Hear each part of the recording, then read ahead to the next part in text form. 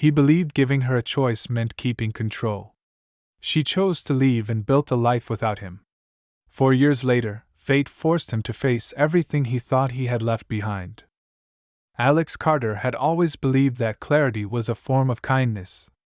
In his world, decisions were meant to be clean, efficient, and final, stripped of emotion that only complicated outcomes. He sat across from Sophia in his penthouse office. The city stretched endlessly behind glass walls, sunlight reflecting off steel and ambition.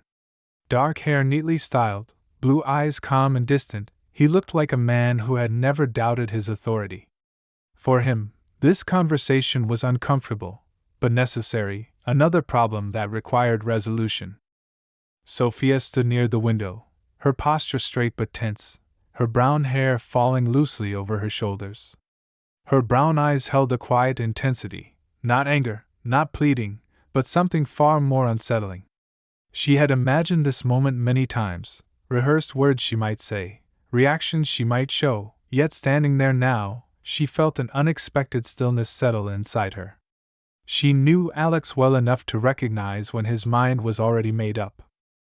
"I won't live in uncertainty," Alex said evenly, his voice controlled, almost gentle. "I need stability. I need to know where I'm going and who's with me." He paused, watching her carefully, as if measuring her response. "So this is the choice. You stay, but on my terms. Or you walk away." The words hung in the air, heavier than he seemed to realize. To Alex, it sounded reasonable, even fair. He had built an empire by demanding loyalty, precision, and discipline. Compromise, in his experience, weakened structure. What he did not see was how final his tone was, how little room it left for anything human. Sophia felt a sharp clarity cut through her chest. There it was. Not a discussion. Not a shared future. An ultimatum. She looked at him for a long moment, searching for hesitation, for doubt, for any sign that he understood what he was truly asking of her. She found none.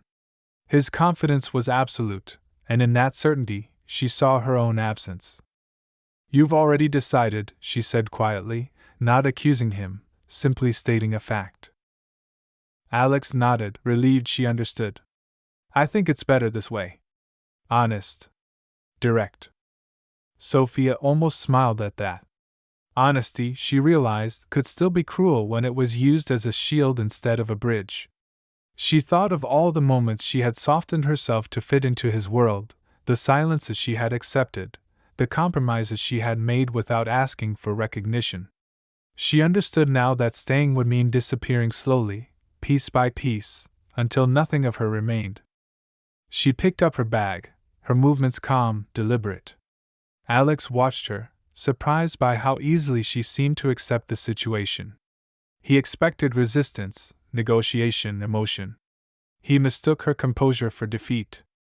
"I hope you understand," he added, almost as an afterthought. "This isn't personal." Sophia turned back to him then, meeting his gaze fully. "That's exactly why it is," she replied. She walked out without raising her voice, without demanding anything, without asking him to follow. The door closed softly behind her, sealing a moment Alex believed he would soon forget. He returned to his desk, convinced he had chosen control over chaos, certainty over risk. What he did not know was that Sophia was already walking away carrying a future he would one day face. And when that future finally returned to him, it would not ask for permission, nor offer him a choice. Sophia did not leave in a rush, but the decision to go felt urgent in a quieter, more dangerous way. Staying in the city after that conversation became unbearable, as if every street reflected a version of herself she had almost agreed to erase. She moved through the following days with deliberate focus, packing her life into boxes, ending leases, closing doors without explanation. Friends asked questions she answered vaguely, because the truth was not something she was ready to share. This part of her story needed silence. She chose a town far enough away that nothing familiar could follow her there, a place where no one knew her name or expected her to fit into anyone else's design. The apartment she found was small and imperfect, with narrow windows and creaking floors, but it felt safe in a way she had not known she needed. The first night she slept there, the quiet pressed in on her from all sides, and for the first time since leaving Alex, she allowed herself to cry. Not for him, but for the version of her life that had ended without ceremony. Weeks later, the truth arrived without warning. The doctor's voice was calm, practiced, as she explained what the test results meant. Sophia listened, nodding, absorbing each word slowly, as if her body needed time to catch up with reality. When the word triplets was spoken, the room seemed to tilt. Fear rushed in first, sharp and overwhelming, followed closely by disbelief. 3 lives. 3 futures. All depending on her. She walked out of the clinic in a daze, her hands shaking as she unlocked her car. For a moment, she sat there staring at the steering wheel, breathing through waves of panic that threatened to break her composure. Every practical concern flooded her mind at once: money, space, work, exhaustion, loneliness. There was no one to share the weight of this news with. The thought of calling Alex surfaced instinctively, then disappeared just as quickly. He had given her a choice, and she had taken it. This was no longer his responsibility to accept or refuse. That night, Sophia lay awake, one hand resting protectively over her stomach, trying to imagine a future that now felt impossibly large. She did not romanticize it. She understood how hard it would be, how unforgiving the coming years might become. Yet beneath the fear, something steadier began to form. Resolve. She realized that whatever awaited her, she would meet it fully. She would not raise her children under conditions or ultimatums. The months that followed demanded everything she had. Morning sickness blurred into exhaustion, and exhaustion into stubborn endurance. She found work that allowed flexibility, saved every dollar she could, and learned to live with less without resentment. She read late into the night about pregnancy, about multiples, about strength she didn't yet believe she possessed but was determined to grow into. Each doctor's visit was a reminder of the scale of what she was carrying, both physically and emotionally. As her body changed, so did her understanding of herself. She learned that independence was not about refusing help, but about choosing not to surrender control of her values. There were moments when fear crept in quietly, whispering doubts she had no energy to fight. In those moments, she reminded herself why she had left, and why she could not return. This path was hers now, and though it was heavy, it was honest. By the time the children were born, Sophia no longer questioned her decision.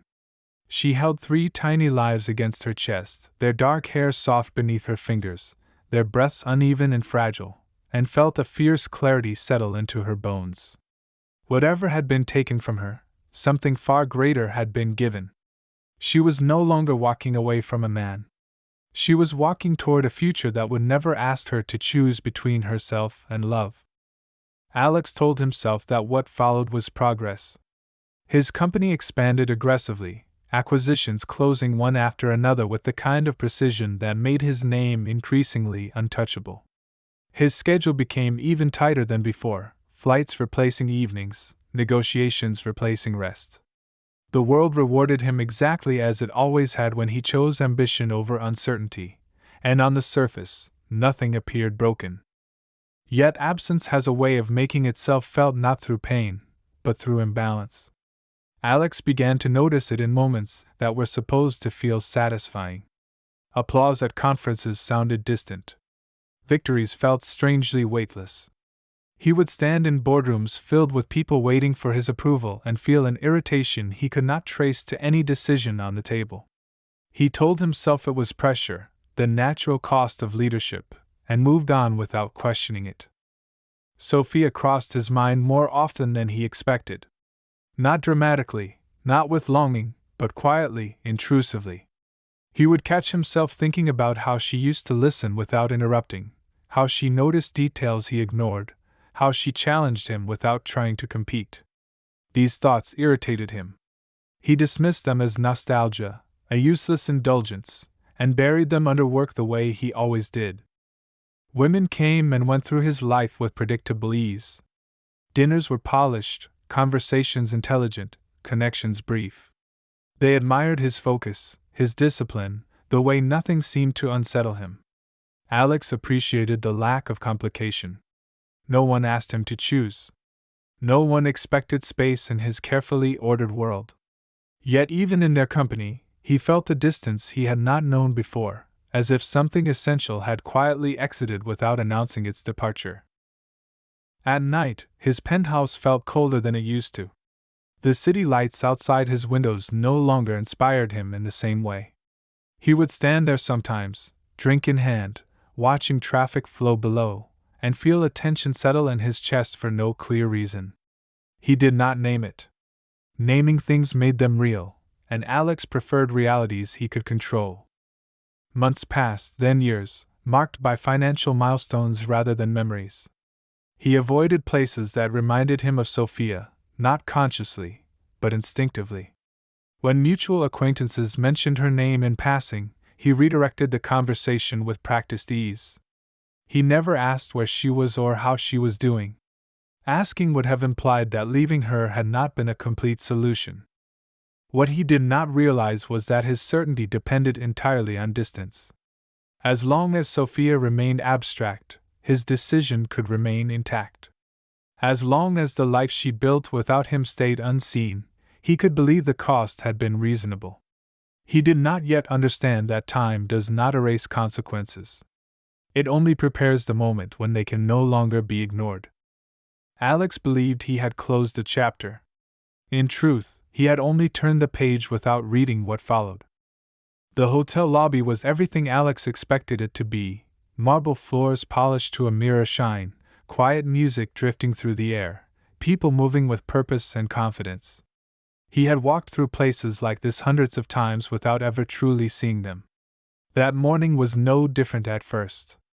He checked his phone, mentally reviewing the schedule for the conference ahead, already preparing himself for conversations that required charm, authority, and control. Then he heard laughter. It cut through the controlled calm of the space with a lightness that didn't belong to business or urgency. Alex slowed without realizing it, his attention drawn instinctively toward the sound. 3 small figures ran across the lobby, their movements uncoordinated but perfectly synchronized, as if they shared not only faces but rhythm.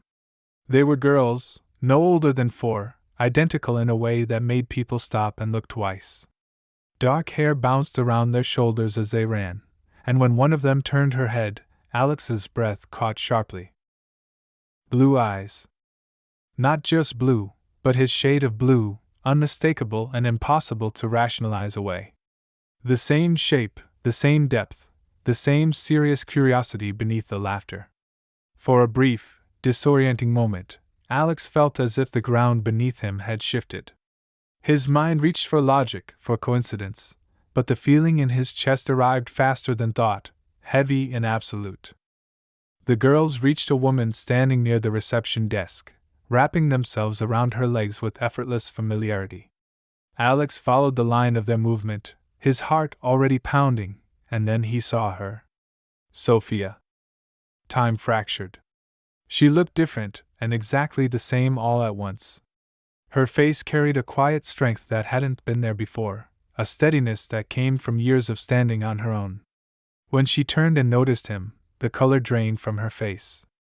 The smile she had been wearing for the girls faded instantly, replaced by something guarded and sharp. She did not step back.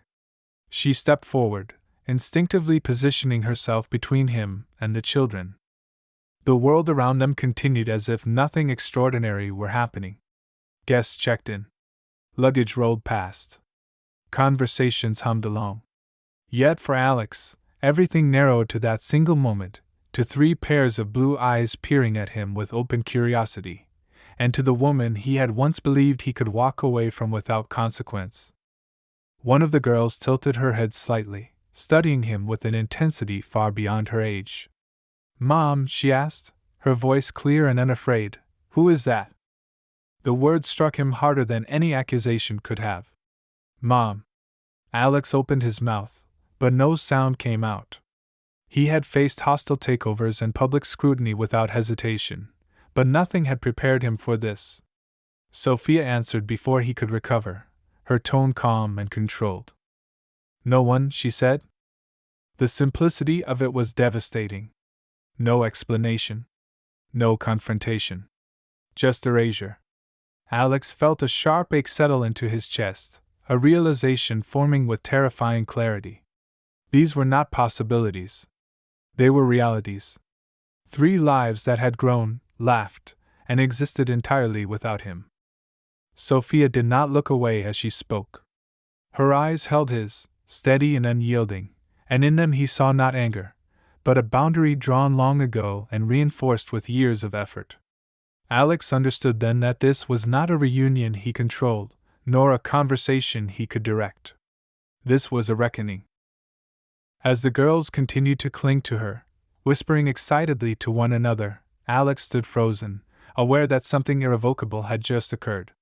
The distance he had relied on for so long had collapsed in an instant. The future he had refused to imagine was standing directly in front of him, breathing, watching, waiting. And for the first time since he had given Sophia an ultimatum, Alex realized that life had given him one in return, and this time, there would be no illusion of control. Sophia did not raise her voice or create a scene, though Alex could see how tightly she was holding herself together. She guided the girls away from the center of the lobby toward a quieter corner near the large windows, her hand resting protectively on each of their shoulders. Alex followed at a careful distance, aware that every step he took now required permission he no longer had the right to assume.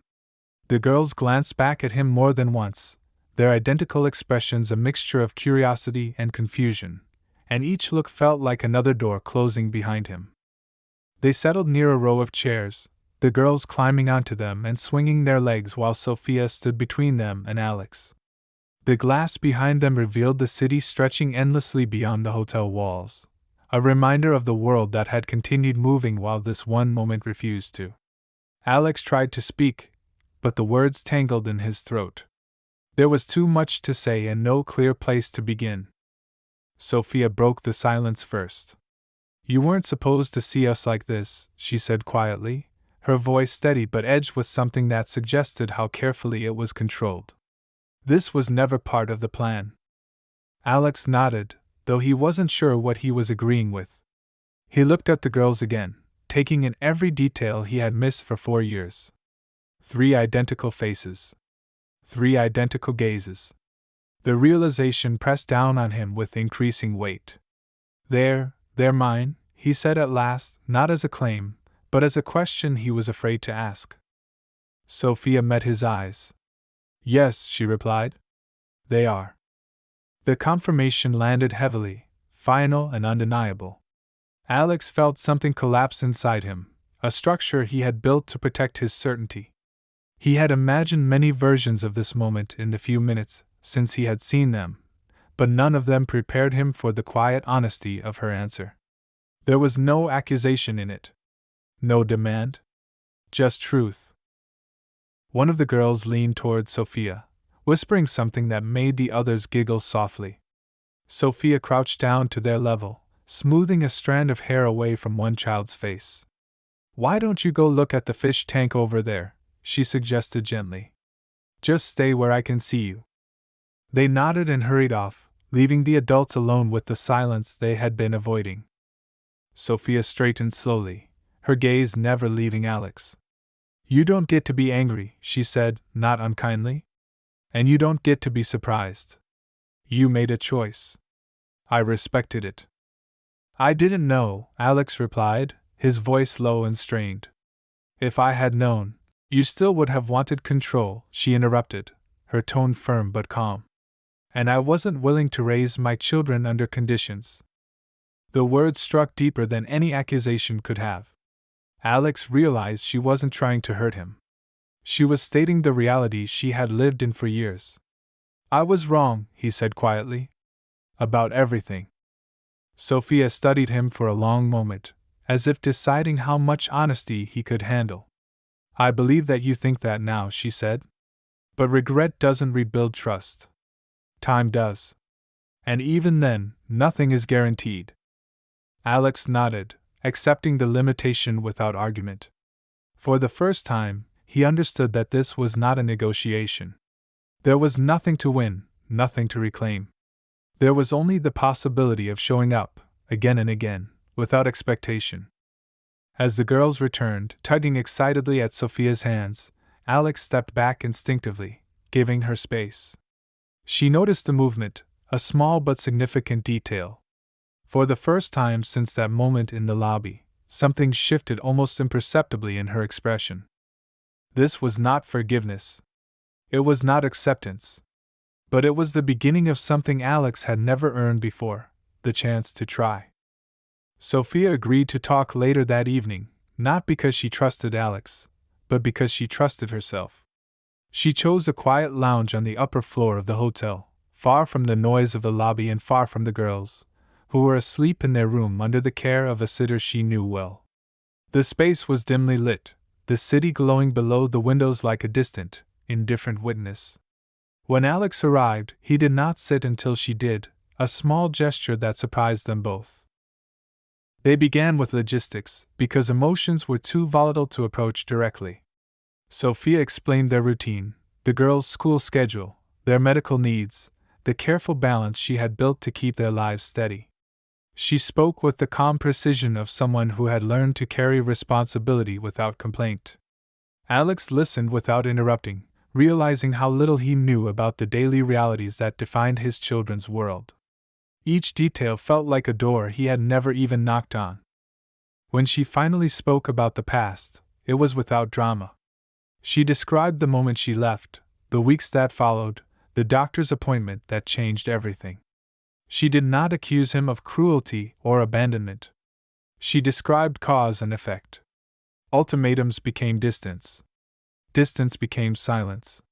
Silence became a life built alone. Alex felt the weight of it settle slowly, not as guilt meant to punish him, but as understanding meant to change him. "I didn't keep them from you out of anger," Sophia said quietly. "I kept them from uncertainty. I needed to know that whatever they grew up with would be stable, not conditional." Alex nodded, his jaw tight, accepting a truth he could not refute. "I don't want to disrupt that," he said.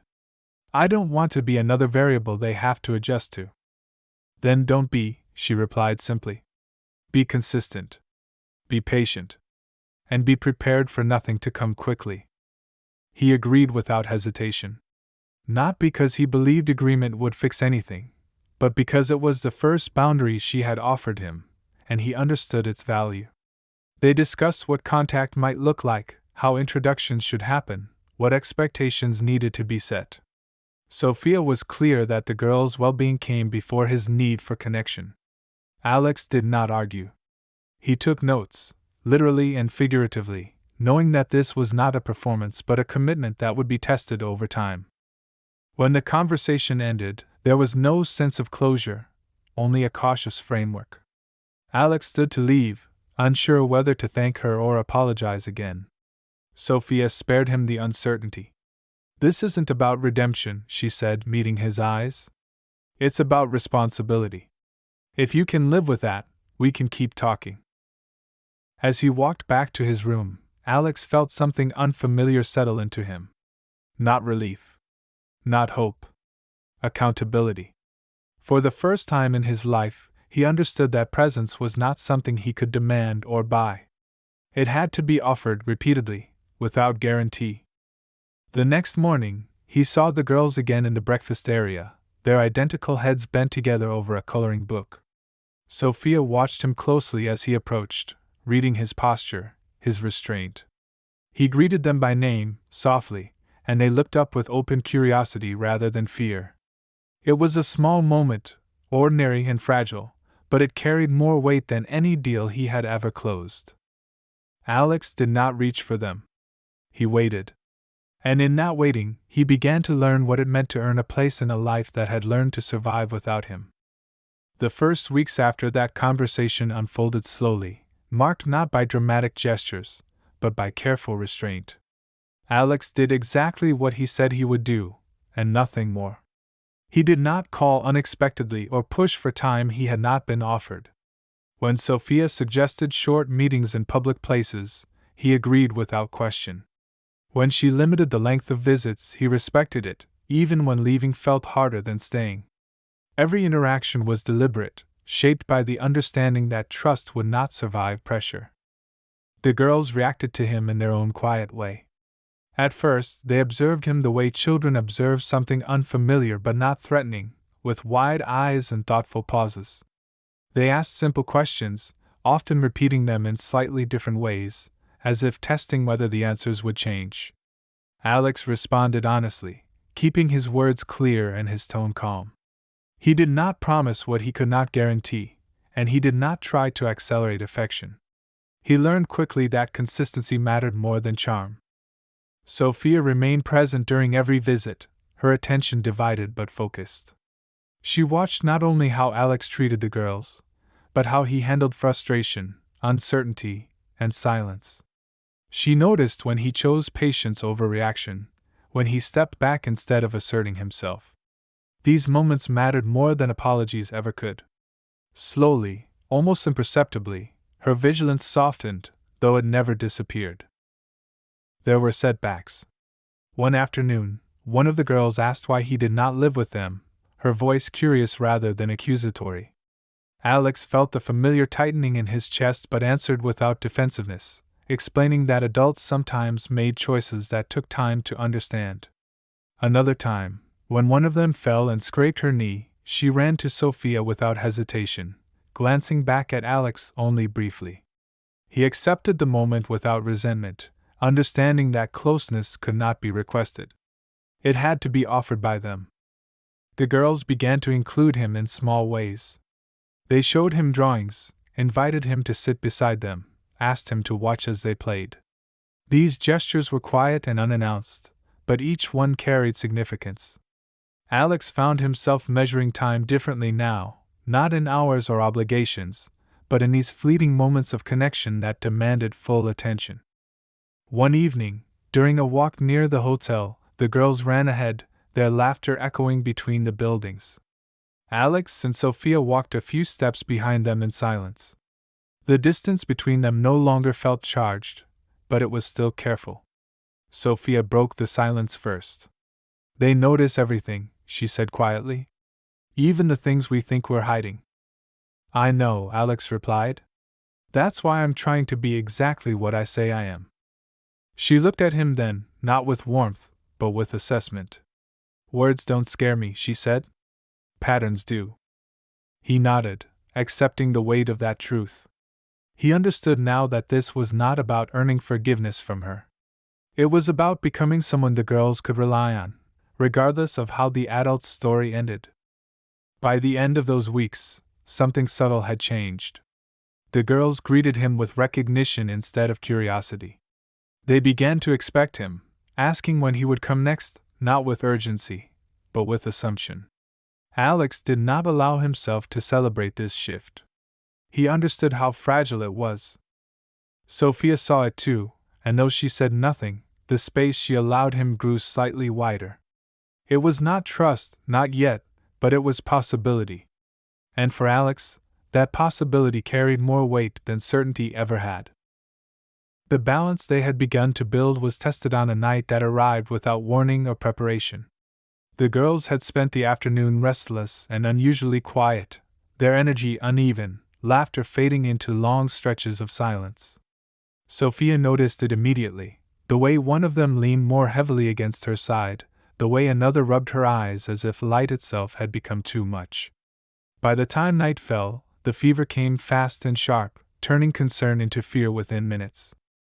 Sophia acted on instinct, gathering blankets, checking temperatures, calling the emergency line with a steadiness that masked how tightly her chest had begun to ache.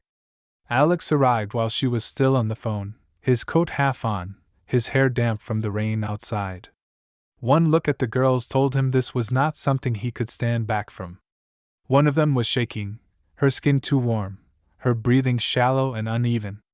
Without asking, he took her carefully into his arms, holding her the way he had learned to hold fragile things only after he almost lost them. The hospital was too bright, too loud, every sound amplified by fear. Sophia moved with focused urgency, answering questions, signing forms, refusing to let panic slow her down. Alex stayed close, silent but present, watching the girls disappear behind curtains one by one, his heart pounding with a force that felt almost unbearable. He realized then that this fear was different from anything he had known before. This was not the fear of losing control. This was the fear of losing someone who had already claimed him completely. Hours passed in fragments. Machines beeped softly. Nurses spoke in calm voices meant to soothe, though nothing truly could. Sophia finally sat, exhaustion pulling at her posture, her hands clasped tightly together. Alex sat across from her, unsure whether to speak, aware that words would be insufficient.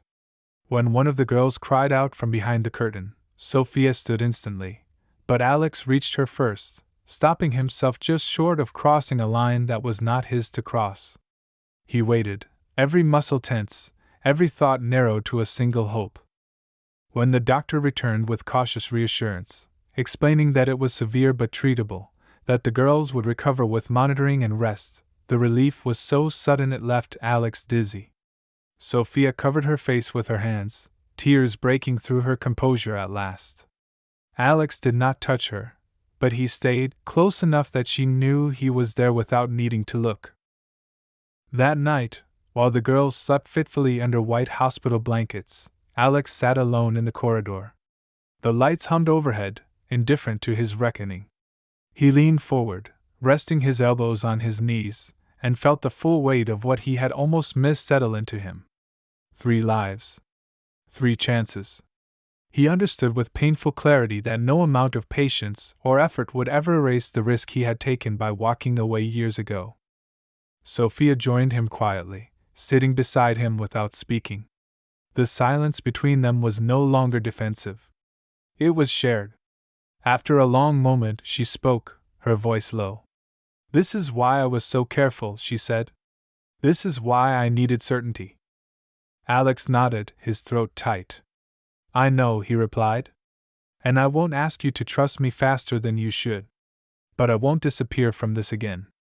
Not ever." She looked at him then, really looked at him, seeing the fear he wasn't trying to hide. "Staying is easy when things are calm," she said. "It's nights like this that matter." "I know," he said again, and this time, the words were not an apology or a promise. They were a truth he had already begun to live. By morning, the fever broke. The girls woke groggy but smiling, asking for water, complaining about boredom, already reclaiming their world. Sophia laughed softly through lingering tears. Alex watched them, exhausted and grateful, understanding that this night had changed something fundamental. Not because it earned him forgiveness, but because it confirmed what he had finally accepted. Being their father was no longer about earning a place. It was about carrying the weight of loving them without conditions, no matter the cost. Recovery did not return life to normal so much as it reshaped what normal meant. The days after the hospital blurred into a quieter rhythm, one defined by caution and closeness. The girls tired more easily, clinging to familiar routines, their energy returning in uneven waves. Sophia adjusted everything around them instinctively, rearranging schedules, canceling plans, prioritizing rest without hesitation. Alex followed her lead without question, learning when to step in and when to step back, understanding that presence was not always visible. Something had changed between him and the girls, though no one named it. They no longer watched him as a visitor. They assumed him. One of them reached for his hand while crossing the street without thinking. Another asked him to stay while she fell asleep, her small fingers curled tightly into his sleeve. These moments were not dramatic, but they carried a weight that left Alex breathless. He felt the gravity of their trust settle into him, heavy and humbling. One evening, as they sat together on the floor surrounded by scattered toys and half-finished puzzles, one of the girls looked up at him with sudden seriousness. "You won't go away again, right?" she asked, her voice small but steady. The room seemed to still around them. Sophia froze where she stood, not intervening, not rescuing him from the answer. Alex met the child's gaze, feeling the full responsibility of the moment press against his chest. "No," he said quietly. "I won't." He did not add explanations or promises wrapped in conditions. He let the word stand on its own, knowing it would be tested not by time, but by repetition. Later that night, after the girls were asleep, Sophia and Alex sat together at the kitchen table, the house finally quiet. The exhaustion in her posture mirrored his own, but beneath it was something steadier than before. She spoke carefully, choosing honesty over comfort. "They're attaching to you," she said. "That changes things. For all of us." "I know," Alex replied. "And if at any point you feel this isn't good for them, I'll accept that. I won't fight you." Sophia studied him for a long moment, searching for hesitation or defensiveness. Finding none, she nodded slowly.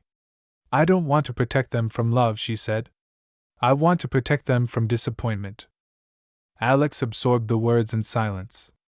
He understood now that fatherhood was not measured by how much he wanted to be there, but by how reliably he stayed when it became difficult, boring, inconvenient, or painful. He understood that love without endurance was just intention. The girls began calling him Dad gradually, unevenly, as if testing the word before fully trusting it. The first time it happened, Alex did not react. He did not correct them or draw attention to it. He simply continued what he was doing, allowing the word to exist without pressure.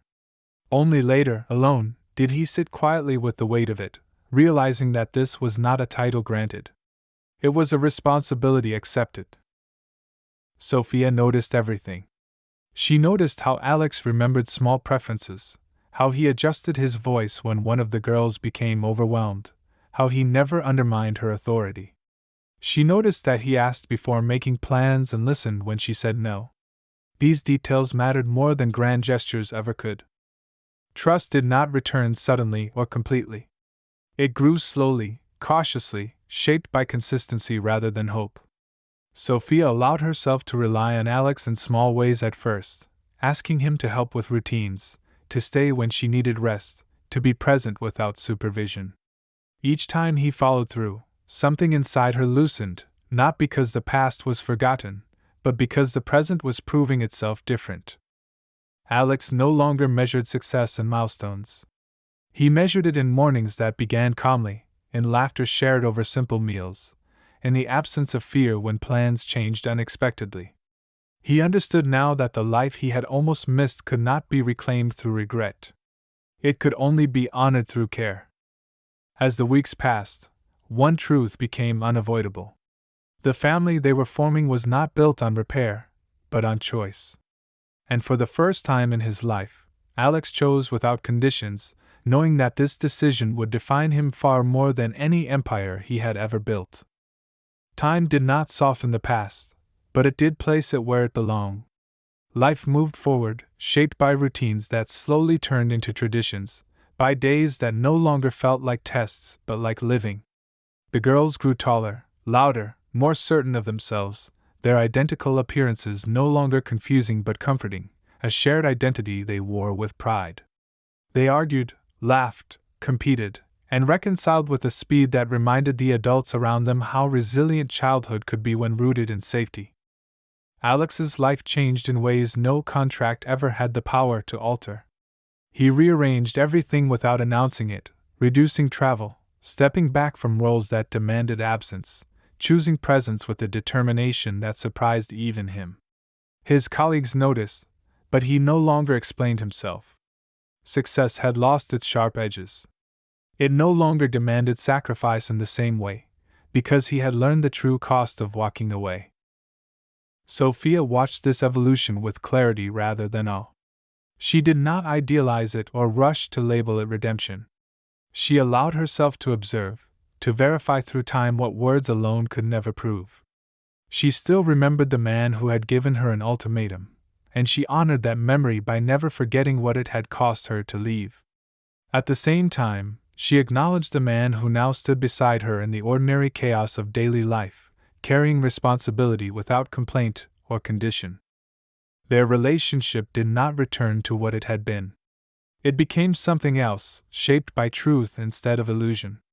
They spoke openly about fear, about boundaries, about the importance of never placing the girls between adult uncertainty. When disagreements surfaced, they were addressed rather than avoided. There was no power struggle, no silent punishment, only the shared understanding that trust, once broken, survived only through honesty. One afternoon, they returned to the hotel where everything had changed. This time, it was not for business or coincidence, but for rest. The girls ran through the lobby laughing, their voices echoing in the same space that had once held shock and disbelief. Alex stood still for a moment, watching them, the memory of that first encounter rising briefly before settling back into place. He no longer felt pain when he remembered it. He felt gratitude for what had followed. Sophia joined him, her expression thoughtful but calm.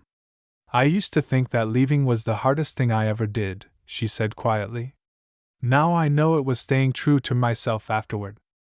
Alex nodded. "I used to think choice was power," he replied. "Now I know responsibility is." They did not promise each other perfection or permanence. They did not pretend that love erased consequences. What they shared was simpler and stronger than that. A mutual commitment to the life they were building, and to the children who stood at its center. That evening, as the girls fell asleep between them on the large hotel bed, limbs tangled and breathing slow, Alex felt a quiet certainty settle into him. This was not the future he had once demanded. It was better. It had been earned through patience, humility, and the willingness to let go of control. Sophia looked at him in the dim light, not with forgiveness that excused the past, but with acceptance that allowed the present to exist fully. Their happiness was not dramatic or effortless. It was steady, grounded, and real. The story did not end with a grand gesture or a perfect reconciliation. It ended with something far rarer. A family formed not by ultimatums or timing, but by choice, accountability, and the courage to stay when walking away would have been easier. This story is about power mistaken for certainty, and control confused with strength. I wanted to show that ultimatums do not create order, they create distance.